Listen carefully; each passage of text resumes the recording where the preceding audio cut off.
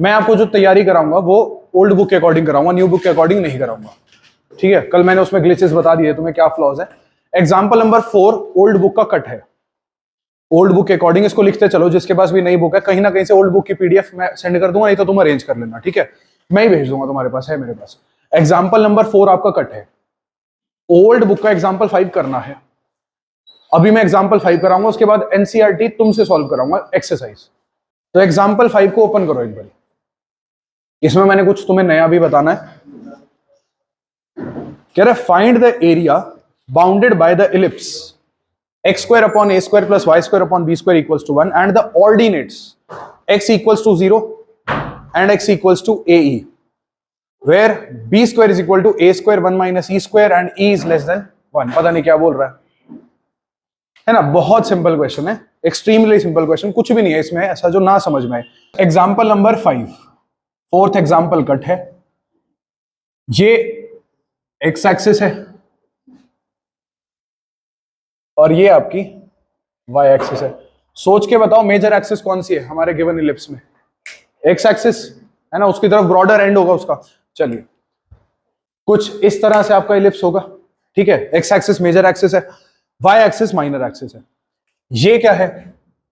Ellipse का centre, ये ellipse की वर्टेक्स, सेंटर से वर्टेक्स तक distance, this is the second vertex, again centre से वर्टेक्स तक डिस्टेंस a। ये जो पॉइंट है सेंटर है, ये पॉइंट है माइनर एक्सिस का एंड पॉइंट, इसको वर्टेक्स नहीं बोलते। ये भी माइनर एक्सिस का एंड पॉइंट है। सेंटर से माइनर एक्सिस के एंड पॉइंट तक distance b, again distance of centre from this and point of minor axis b। Clear है? तो यहां पे ये e क्या है? e को बोलते हैं, e होता है एसेंट्रिसिटी, और ये किसके इक्वल होता है? एसेंट्रिसिटी होती है बेटे c बाय a के इक्वल। अभी समझ में आ जाएगा। एसेंट्रिसिटी होती है c बाय a के इक्वल। अगर a को दोनों तरफ मल्टीप्लाई करो या a को इधर ले जाओ तो a e किसके इक्वल आएगा? c के इक्वल। भैया आपने ना इलिप्स की इक्वेशन में x square upon a square मतलब a बताया था, y square upon b square b square बताया था, a और b बताया था, c नहीं बताया था अभी तक। ये c आप लिख रहे हो, क्यों लिख रहे हो? क्या है ये c? तो मैं तुम्हें बताता हूं c क्या है। मेजर एक्सिस है, मेजर एक्सिस है। इसके ऊपर ना यहां कहीं पे दो पॉइंट्स लोकेटेड होते हैं जिनका जो कनेक्शन है वो इसके इलिप्स के ओरिजिन से है। कि इलिप्स एक्चुअली होता क्या है, उतना डेप्थ में नहीं जा रहा हूं मैं, बस इतना समझ लो। मेजर एक्सिस के ऊपर यहां पे दो पॉइंट्स होते हैं, इनको बोलते हैं फोकाई। पैराबोला में फोकस होता था, एक हो तो फोकस, एक से ज्यादा हो तो फोकाई, मल्टीपल हो तो फोकाई हो जाते हैं। इन दोनों को फोकाई बोलते हैं। सेंटर से फोकाई का डिस्टेंस c होता है, बस। सेंटर से ये डिस्टेंस, सेंटर से ये डिस्टेंस, सेंटर से ये डिस्टेंस, समझ गए? ठीक है, तो सेंटर से जो ये डिस्टेंस है, ये डिस्टेंस c है। तो c की वैल्यू समझ में आई, ae है ना। यहां पे अगेन ये डिस्टेंस भी क्या है?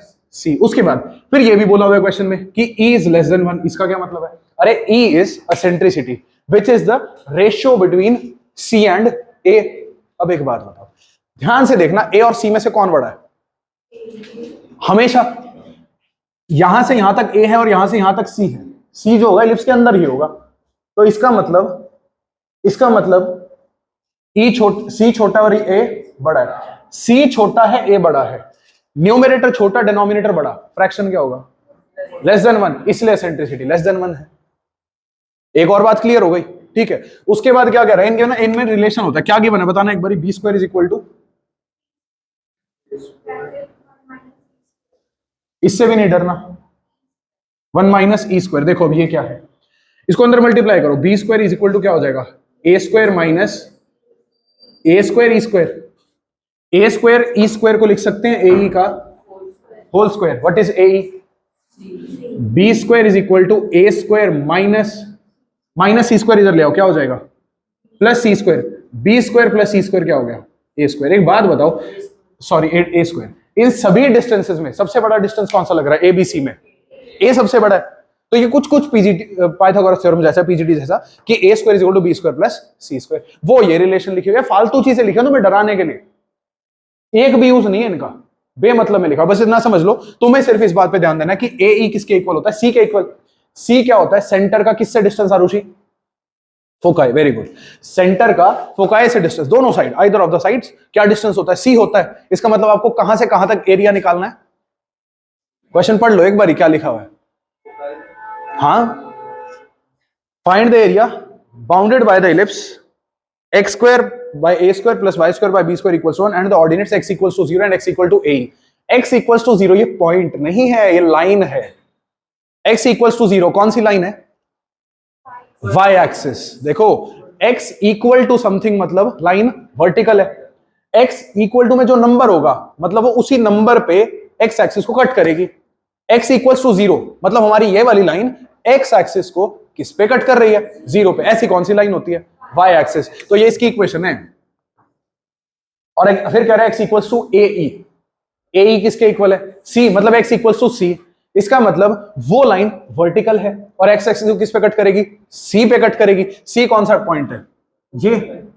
इस पॉइंट के कोऑर्डिनेट्स ही तो होंगे C, 0। तो इसका x इंटरसेप्ट क्या है? C। मतलब तुम्हें कौन सा एरिया निकालना है? यहां से स्टार्ट होके यहां पे एंड कर देना इस एरिया को, ये एरिया निकालना है बस। कर्व की इक्वेशन क्या है? X square by A square plus y square by b square equals to 1। ये कर्व की इक्वेशन है। अब इस कर्व की इक्वेशन में से आपको देखो, समझो ध्यान से, कौन सा एरिया निकालना है? इसको मैं इरेज कर रहा हूं। आपको निकालना है ये वाला एरिया, इनके बीच का ये सारा एरिया। क्या उसने बोला है कौन से क्वाड्रेंट वाला निकालना है? ऐसा बोला कि फर्स्ट क्वाड्रेंट का, सेकंड क्वाड्रेंट का? तो अंडरस्टूड है, पूरा का पूरा निकालना है, ये पूरा एरिया। ये पूरा एरिया फाइंड आउट करना है। अब पूरा एरिया समझो, ऊपर वाला नीचे वाला एरिया सेम है। मैं सिर्फ ऊपर वाला निकाल के क्या कर दूंगा? मल्टीप्लाई बाय 2 कर दूंगा। अब ऊपर वाला एरिया ये वाला है, किसके रिस्पेक्ट में इंटीग्रेट करेंगे? एक्स के रिस्पेक्ट में। स्टार्टिंग कहां है एक्स की? 0। एंडिंग कहां है? सी नहीं लेंगे, ए ई लेंगे। क्या लेंगे? क्वेश्चन में क्योंकि ए ई बोला हुआ है ना, सी भी ले सकते हैं बट हम ए ई लेंगे, क्योंकि आंसर फिर ए ई में लाना पड़ेगा वापस। लिमिट पुट करने के बाद तुम्हें प्रॉब्लम हो सकती है, इसलिए पहले ए ई लेके चलेंगे। ठीक है, तो इस पॉइंट के कोऑर्डिनेट हो गए ए ई, 0 है, सी, 0। 0 से ए ई तक तुम्हें इंटीग्रेट करना है। एरिया अच्छा एक्स के रिस्पेक्ट में कर रहे हो तो वाई डी एक्स या x d y? Y d x ना। तो रिक्वायर्ड एरिया क्या होगा भाई? रिक्वायर्ड एरिया डबल ऑफ 0 से A E Y d x. अब यहां से तुम्हें y की वैल्यू फाइंड आउट करनी है। y की वैल्यू क्या होगी? y की वैल्यू कल निकाली थी, 2 0 से A E B by A square root of, बहुत बढ़िया।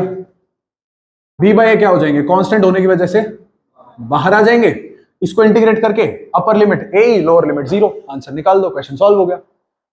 एक्सरसाइज 8.1 का फर्स्ट क्वेश्चन रीड करना। सब कुछ पुरानी बुक के अकॉर्डिंग चल रहा है। Find the area of the region bounded by the curve y square equals to x। y square equals to x and the line x equals to 1, x equals to 4 and the x axis in the first quadrant। y square equals to x किसका curve है? ये parabola. Which word parabola? Right word parabola, very good. तो एक right word parabola है, कहां से कहां तक इंटीग्रेट करना है? 1 से 4 तक। लेकिन that parabola will have the vertex at origin. Vertex क्या होती है? जहां से पैराबोला घूम जाता है। जितने 4 पैराबोला पड़े, चारों के चारों कहां से टर्न हो जाते हैं वापस? ओरिजिन से। तो ये ओरिजिन से टर्न हो जाएगा। तो ओरिजिन से इंटीग्रेट नहीं करना, कहां से इंटीग्रेट करना है? 1 से। ठीक है, तो करो सॉल्व।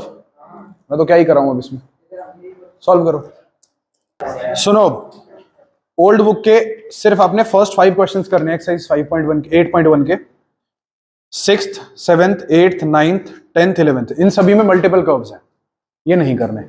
ठीक है, उसके बाद करने हैं 2 एमसीक्यूज। लास्ट जो एमसीक्यूज है 12th और 13th, मतलब 5 क्वेश्चंस पहले और लास्ट के 2 क्वेश्चंस, ये 7 क्वेश्चंस करने, फिर मिसलेनियस स्टार्ट करेंगे। क्वेश्चन नंबर 13, बाकी सब क्वेश्चंस आपसे बहुत इजीली हो जाएंगे। मैं एक 13th क्वेश्चन में कुछ बताना चाहता हूं, है वो भी बहुत इजी। देखो अब ध्यान से, क्वेश्चन नंबर 13 पढ़ो। कर्व है हमारा y square is equal to 4x। क्या ये एक right word parabola? X axis x axis, y axis, right word parabola, और वाई एक्सिस से बाउंडेड होगा वो रीजन, और इस कर्व से, और y is equal to 3, y is equal to 3, horizontal line या वर्टिकल? हॉरिजॉन्टल लाइन, इंटरसेप्ट 3, 1 2 3, ये वो लाइन है, ठीक है। तो ये लाइन आ गई y इक्वल्स टू 3, ये है y एक्सिस, ये है कर्व। पैराबोला के केस में मैंने आपको ये बताया था कि जब हम पैराबोला की बात करते हैं तो area under the curve usually कौन सा आता है? ये आगे वाला एरिया आता है। लेकिन अब समझो, ये कर्व है, कौन सा एरिया पूछ लिया उसने? y axis, y equals to 3, और इस पैराबोला के की वजह से जो एंक्लोज्ड एरिया है वो कौन सा होगा? ये एरिया। यही एरिया है जिसका घिराव हमारी तीनों चीजों ने किया हुआ है, जिसको एंक्लोज इन तीनों चीजों ने किया हुआ है। पैराबोला, पैराबोला क्या है? Y square equals to 4x, और y एक्सिस और y इक्वल्स टू 3। ये एरिया निकालना है। कैसे निकलेगा? अलोंग y एक्सिस बस इंटीग्रेट कर दो, एरिया अंडर द कर्व है ये कर्व है, इधर से देखोगे तो इस कर्व के नीचे का ही तो एरिया है ये। कहां से कहां तक? 0 to 3, तो बस 0 to 3 x dy निकाल लो, आपका रिक्वायर्ड एरिया आ जाएगा। डबल नहीं करना, डबल नहीं करना, क्योंकि ये लाइन है, यहां कुछ नहीं है, ठीक है। सिर्फ ये एरिया निकाल लो, क्वेश्चन हो जाएगा। एक्सरसाइज 8.2 ओल्ड बुक की कंप्लीटली डिलीटेड आपकी। मिसलेनियस एक्सरसाइज पे आ रहे हैं, उससे पहले करेंगे मिसलेनियस के एग्जांपल्स। सारे एग्जांपल वो भी नहीं करने। तो अगर मैं ओल्ड बुक के अकॉर्डिंग बताऊं, देखो न्यू बुक में ना एग्जांपल सही डिलीटेड है, एक एग्जांपल गलत डिलीट कर दिया, वो हम करेंगे। मतलब एक एग्जांपल मैं ऐड ऑन कराऊंगा नई बुक में, और ओल्ड बुक में बता रहा हूं कौन कौन से एग्जांपल करने हैं, कौन से हटाने। हम ओल्ड बुक के अकॉर्डिंग अगर मिसलेनियस एग्जांपल्स को ओपन करें तो हमारा एग्जांपल नंबर 11 होगा, करेंगे हम। एग्जांपल 12 करेंगे, 13 करेंगे, बस। एग्जांपल 11, 12, 13 करेंगे, जिसमें से नई बुक में 12, 13 गिवन है, तब एक एग्जांपल 11 और ऐड होगा, और एग्जांपल 14, 15 नहीं करेंगे, 13, 14 नहीं करेंगे। हाँ जी बोलो। हाँ 13 दो है ना, सेकंड वाला 13 काट दो। अरे बुक में मिसप्रिंट है, दो एग्जांपल 13 है, सेकंड वाला 13 काट दो, नहीं करना। सेकंड एग्जांपल, जो एग्जांपल 13 सेकंड है, रिपीटेड है, वो और एग्जांपल 14 नहीं करेंगे हम। एग्जांपल नंबर 11, 12 और 13 करेंगे। 13 पहले वाला, ठीक है। होना 15, 14, 15 चाहिए था, कोई बात नहीं। एग्जांपल नंबर 11 पढ़ो। Example number 11, find the area of the parabola y square equals to 4x bounded by its latus rectum. पढ़ाया था, है ना? कुछ नहीं है लैटिस रेक्टम, वो क्या देगा आपको? लिमिट देगा, बस समझो। पैराबोला की इक्वेशन क्या है? मिसलेनियस एग्जांपल्स में एग्जांपल नंबर 11 ओल्ड बुक का पैराबोला की इक्वेशन बताओ। y square equals to 4ax, कैसा पैराबोला है? Write word parabola and its latus rectum. Simple सी बात है।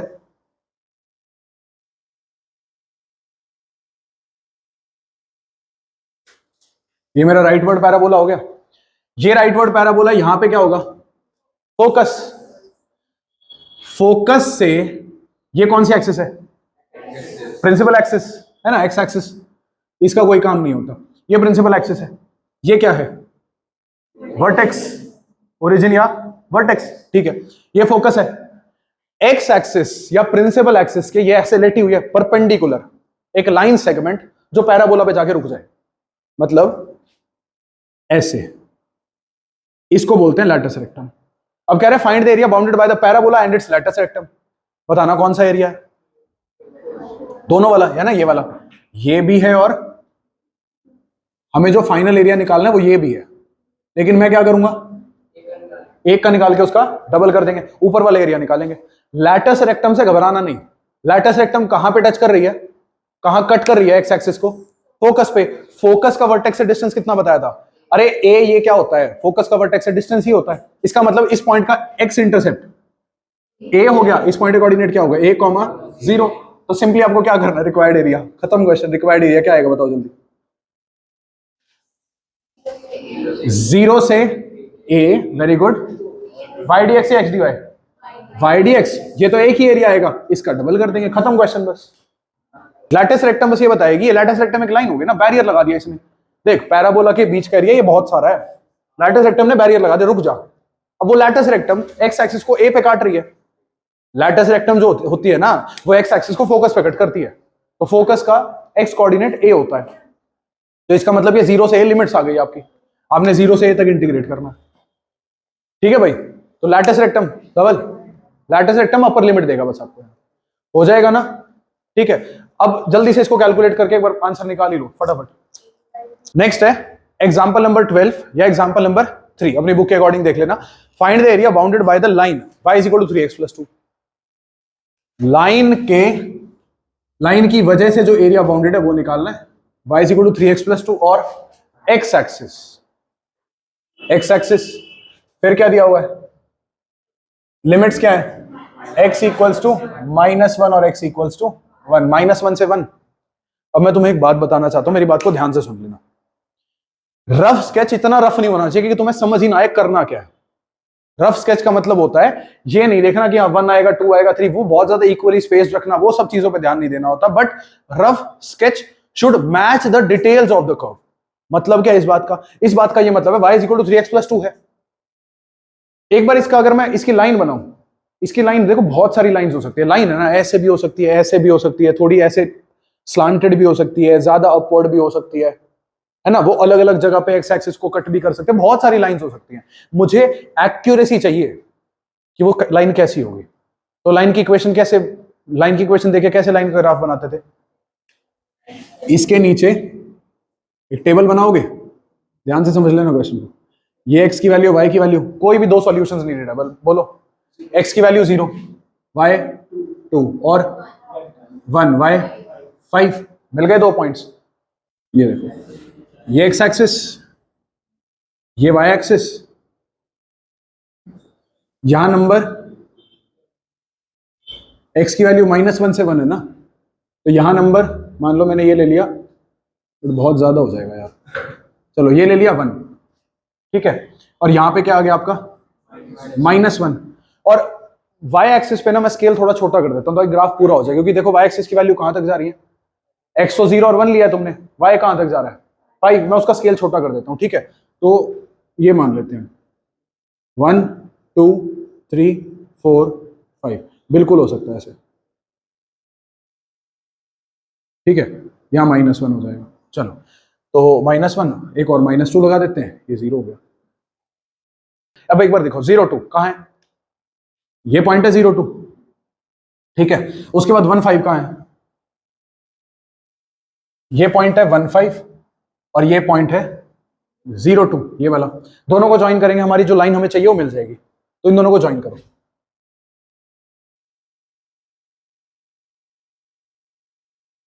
ठीक है, लाइन बन गई। अब ये लाइन -1 से पास होगी क्या, बताना, ये लाइन -1 से पास होगी, कैसे पता चलेगा लाइन -1 से पास होगी या नहीं होगी, देखो, हाँ बिल्कुल ठीक है, ये किसकी वैल्यू है, x की वैल्यू, इसमें x की वैल्यू -1 डालने पे x की वैल्यू देखो, पॉइंट कौन से एक्सिस पे है, x एक्सिस पे, तो इसके कोऑर्डिनेट क्या होंगे -1, 0, अगर -1, 0 इसका सॉल्यूशन है तो ही होगा ऐसा, डालना इसमें एक बार -1 x की जगह, -1 आएगा, इसका मतलब इसका सॉल्यूशन -1 है, इसका सॉल्यूशन -1 0 नहीं है, तो ये लाइन यहां नहीं मिलेगी आके, तो हम देखते हैं होगा क्या, क्योंकि देखो -1 हमारे लिए बहुत इंपॉर्टेंट है, लिमिट्स क्या है -1 से 1 ही है ना, इसलिए क्वेश्चन बहुत बहुत इंपॉर्टेंट हो जाता है, ये बातें समझ में नहीं आएंगी, अब समझो ध्यान से, तुम ये देखो कि ये कहां पे जाके कैसे एक्सटेंड होगा, ये आगे x की जगह यहां एक बार -1 डालो, क्या बन रहा है, x की जगह -1 डालो, 3 × -1 -3 + 2 -1, मतलब x -1 तो y भी -1, तो इसकी लाइन के ऊपर कौन सा पॉइंट आएगा, ये वाला -1 और -1, तो ये ऐसे जाएगी, थोड़ी लाइन टेढ़ी हो सकती है मेरी, ठीक है, उस चीज के लिए माफी चाहूंगा, ये हो गया। अब हमें ना कहां से कहां तक का एरिया निकालना है, -1 से 1 तक का एरिया, ये देखो, ये x की वैल्यू -1, इस लाइन की इक्वेशन क्या आ गई, x = -1, ये क्या है, इस लाइन की इक्वेशन क्या आ गई, x = 1, हमें वो सारा का सारा, मेरी बात ध्यान से सुनना, नया समझाने वाला हूं कुछ, हमें वो सारा का सारा एरिया निकालना है। कौन सा एरिया? जो -1 से 1 के बीच में है और लाइन और एक्स एक्सिस ने इंक्लोज किया हुआ है। कोई आगे शेड कर सकता है यहां पे उस एरिया को?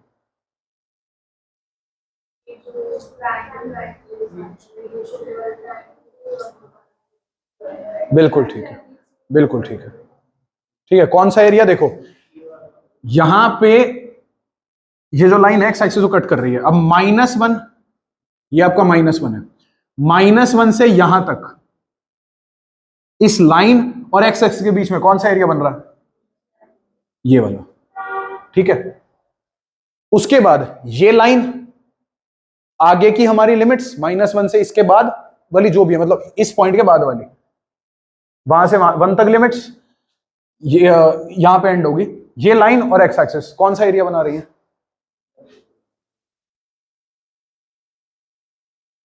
ये एरिया, ठीक है। हमें दोनों एरियाज निकाल के ऐड करने हैं। अब यहां पे एक बहुत महत्वपूर्ण जानकारी आप लोगों के लिए मैं दे दूं, किसके रिस्पेक्ट में इंटीग्रेट करोगे? एक्स के रिस्पेक्ट में। किस को इंटीग्रेट करोगे फिर? वाई को, वाई डी एक्स करोगे ना। अब सुन लो यहां पे, किसके रिस्पेक्ट में इंटीग्रेट करोगे? एक्स के। किस को इंटीग्रेट करोगे? वाई। अगर आप ध्यान से देखो, ये लाइन दो पार्ट्स में टूट चुकी है, एक ये वाला एरिया बना रही है, एक ये वाला एरिया बना रही है। इतने पोर्शन में यहां से यहां तक बेटा y को इंटीग्रेट करने का मतलब क्या है? y क्या होगा? फंक्शन का आउटपुट होगा।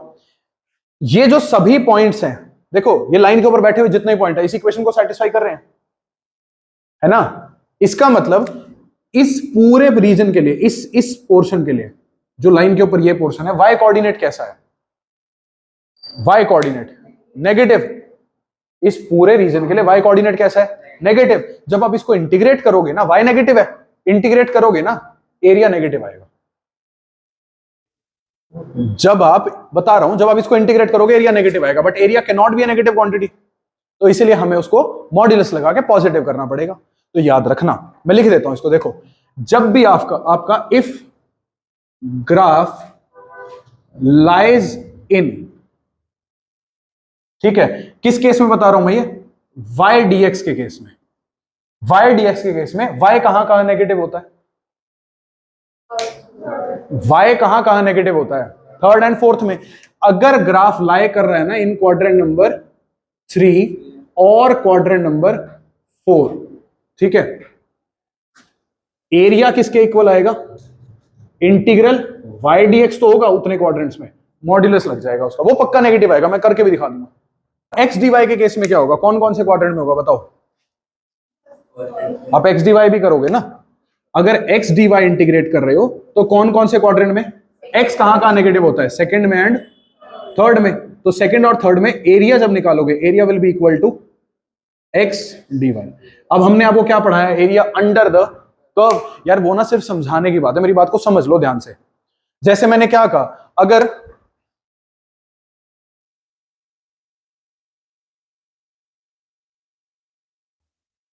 अगर ये किसी फंक्शन का कर्व है, अगर ये किसी फंक्शन का कर्व है, मैं अगर इसको यहां से यहां तक इंटीग्रेट करूंगा ना, यहां से यहां तक, तो और किसके रिस्पेक्ट में? एक्स के रिस्पेक्ट में, तो आपको मिलेगा एरिया ये वाला। तो तुम्हें लगेगा हाँ अंडर द कर्व है, नीचे है। समझ गए? लेकिन अगर मैं इसको इस एक्स के रिस्पेक्ट में यहां से इंटीग्रेट करूंगा इतने पोर्शन में, तो एरिया अंडर द कर्व ये नहीं मिलेगा, ये नहीं मिलेगा एरिया अंडर द कर्व। फिर कर्व के ऊपर वाला एरिया जो एक्स एक्सिस एनक्लोज करेगा, तो सिंपल सी बात है, किसके रिस्पेक्ट में इंटीग्रेट कर रहे हो, तो वो एरिया आता है जो आपके कर्व और एक्स एक्सिस के बीच में हो। अगर कर्व ऊपर की तरफ है तो उसके नीचे का एरिया, नीचे की तरफ है तो ऊपर का एरिया। दो चीजें उसको कवर करेंगी, 4 साइड से टोटल कवर होता है। एक तरफ से कर्व कवर करता है, एक तरफ से एक्स एक्सिस ऑपोजिट डायरेक्शन में, और राइट और लेफ्ट में लिमिट्स कवर करती हैं। आ गई बात समझ में? तो अगर आपका ग्राफ ओरिजिन से नीचे जा रहा है तो एरिया ऊपर वाला हो जाएगा, नीचे वाला नहीं आएगा एरिया, ऊपर वाला एरिया हो जाएगा। कोई डाउट? तो अगर आप यहाँ पे, अच्छा फिर इसमें जब इंटीग्रेट करोगे तो मॉड्यूलस लगाना पड़ेगा, क्योंकि आप एक्स के रिस्पेक्ट में कर रहे हो, तो वाई को करोगे, जहां जहां वाई नेगेटिव वहां मॉड्यूलस लगेगा। एक बार इसको सॉल्व करके दिखाता हूं मैं कैसे सॉल्व होगा। तो उसको सॉल्व करने के, समझ गए ना ये बात? सॉल्व करने के लिए देखो ध्यान से, इसका मतलब है ये इंटीग्रेशन दो पार्ट्स में होगी, पहले -1 से इस पॉइंट तक जिसमें मॉड्यूलस यूज होगा, आगे इससे आगे मॉड्यूलस यूज नहीं होगा, तो मुझे ये पॉइंट पता लगाना पड़ेगा। अब ये पॉइंट क्या है, देखो ये लाइन जहां एक्स एक्सिस को कट कर रही है वो ये पॉइंट है, क्योंकि ये पॉइंट एक्स एक्सिस पे है, वाई कोऑर्डिनेट क्या होगा, क्योंकि ये पॉइंट लाइन के ऊपर है, लाइन का क्या होगा, सॉल्यूशन।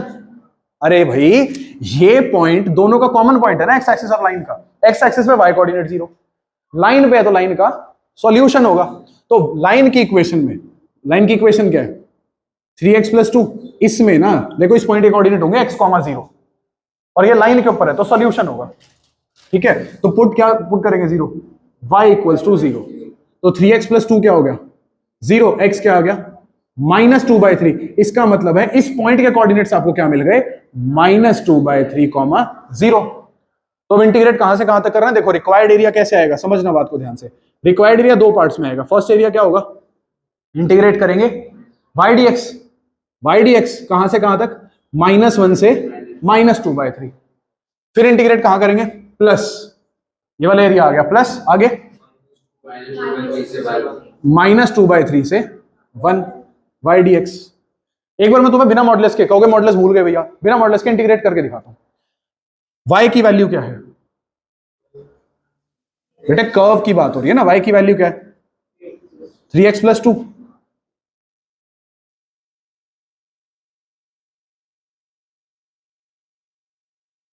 चलो 3x + 2 का integral 3x² 2 + 2x, upper limit -2/3, lower limit. इसको तो तुम सॉल्व कर लोगे, मैं इसकी बात बताता हूं एक बारी। इसमें ना पहले डालो -2/3, तो क्या होगा देखो, 3/2 इंटू एक्स की जगह -2/3 का होल स्क्वायर, क्या हो जाएगा 4/9 प्लस 2 इंटू -2/3 माइनस, फिर क्या डालेगी लोअर लिमिट, डालो एक्स की जगह पे 3/2 इंटू -1 का होल स्क्वायर प्लस 2 इंटू -1। मैं बस आपको ये सॉल्व करके दिखाना चाहता हूं क्या आंसर आएगा। ये कैंसिल हो गया 3, ये कैंसिल हो गया 2, 2/3 -4/3 -3/2 -3/2 +2 हो गया। इसको सॉल्व करते हैं, एलसीएम क्या आएगा 6 एलसीएम आ जाएगा इसका। यहां पे क्या हो जाएगा 4, यहां पे 4 - 8, यहां क्या आएगा -9 और यहां पे +12। सॉल्व करना, देखो 4 और 12 16, -8 -9 -17 प्लस 16/6, कैसा एरिया आ रहा है -1/6। नेगेटिव नहीं आ सकता, हर बार आएगा। जहां जहां y dx करोगे और y नेगेटिव होगा उतने हिस्से में आपका एरिया पक्का नेगेटिव आएगा। तो स्टार्टिंग से इस हिस्से के ऊपर, इस पोर्शन के ऊपर मॉड्यूलस रख के चलोगे,